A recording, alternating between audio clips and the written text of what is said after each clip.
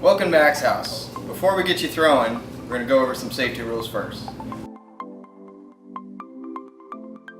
First off, if you're not throwing behind this line right here, stay behind it.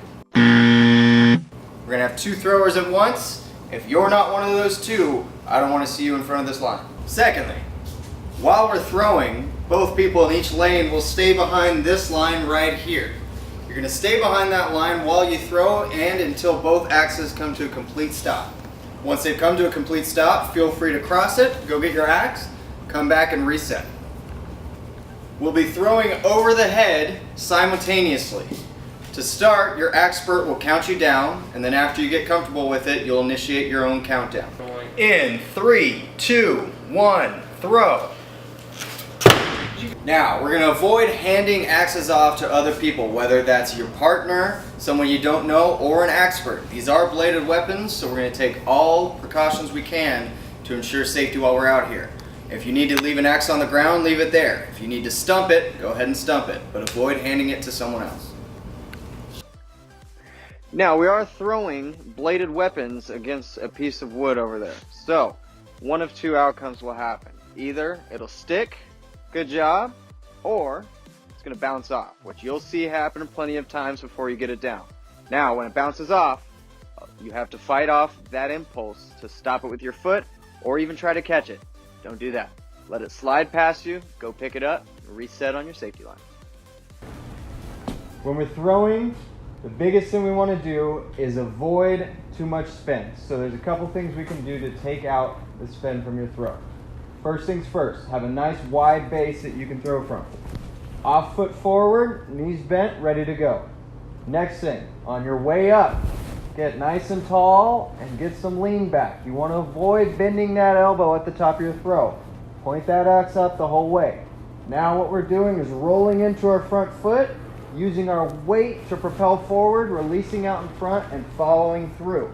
Now that's one fluid motion. Your weight should be forward at the end of your throw. I'll show you what that looks like.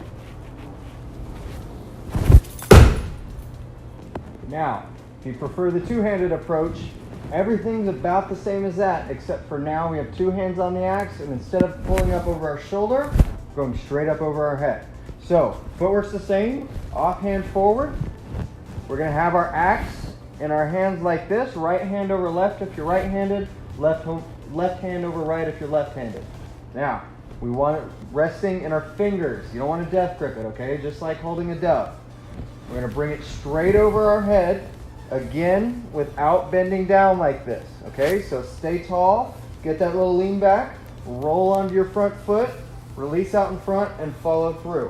One fluid motion. So it's going to look like this.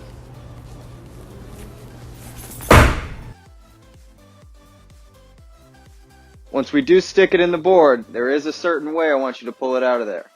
What we're going to do is grab the bottom of the handle, push it up to rotate it out of the wood, nice and easy, and walk back to the safety line. While you're here enjoying your time at Axe House, please refrain from wearing any open-toed shoes. If at any time during your experience you wish to freshen up your boards a little bit, feel free to ask your expert to wet them down for you. Other than that, any other safety concerns or any questions at all, ask your expert. They know what they're doing. And please refrain from bringing any food or drink onto the throwing lane at any time. Hey, what did I just say?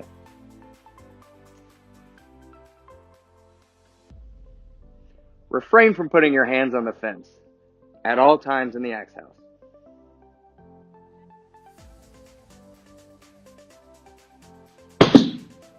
And always remember, your expert is always watching you.